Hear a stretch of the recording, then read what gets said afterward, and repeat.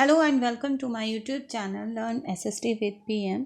आज मैं मधु शर्मा हमारा जो चैप्टर है revolt of 1857 the first war of independence इसको आगे बढ़ाएंगे। आज हम अपने इस वीडियो में बात करेंगे कि किस तरह से जो हमारे जो रिवॉल्ट था 1857 का उसको किस तरह से सुप्रेशन किया गया, उसको किस तरह से दबाया गया। तो जैसे कि हमने अपने प्रीवियस वीडियो में बात की थी कि जो रिवॉल्ट था वो इंडिया के अलग अलग जगहों पर फैल चुका था और बेसिकली अगर देखें तो हम बिहार में भी ये रिवॉल्ट फैल गया था जहाँ पर राजपूत कुंवर सिंह ने इसकी लीडरशिप की थी।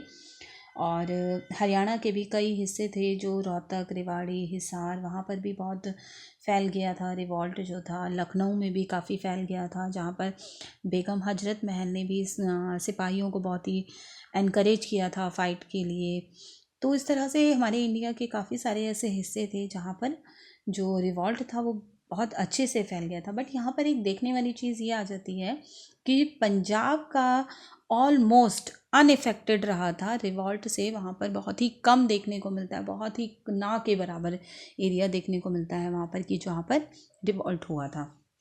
तो सुप्रेशन ऑफ रिवॉल्ट के लिए अगर बात करें तो जो ब्रिटिश आर्मी थी उन्होंने जब वो दिल्ली की तरफ भागे थे तो उन्होंने एक एपी सेंटर था क्योंकि रिवॉल्ट के लिए जो दिल्ली था, और जो रिवॉल्ट था वो एक जंगल में आग की तरह फैल चुकी थी नॉर्दर्न और सेंट्रल इंडिया में। तो इस तरह से जो स्केल था उस टाइम पे तो जो रिवॉल्ट था वो बहुत ज़्यादा फैल गया था। अब कंपनी ने अपने आप को स्टैब्लिश रखने के लिए उसको सुप्रेस करने का, उसको दबाने का डिसाइड किया कि रिवॉल्ट को उन्होंने उसको दबाने का निश्चय किया।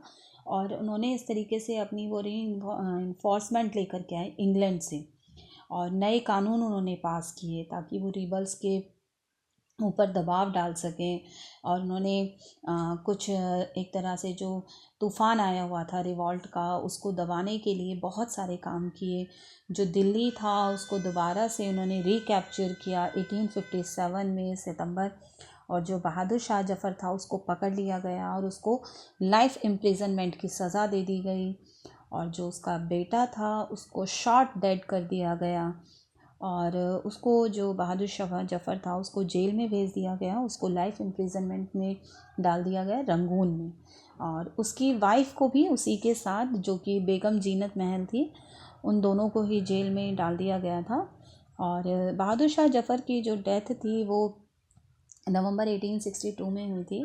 समर में जो 1858 के गर्मियों में नॉर्दर्न इंडिया जो था वो एक इनर्ट हो चुका था। और अगर देखें तो 1859 के एंड तक जो ब्रिटिश थे उन्होंने दोबारा से पूरे इंडिया पर अपना कब्ज़ा बहुत ही अच्छे से जमा लिया था।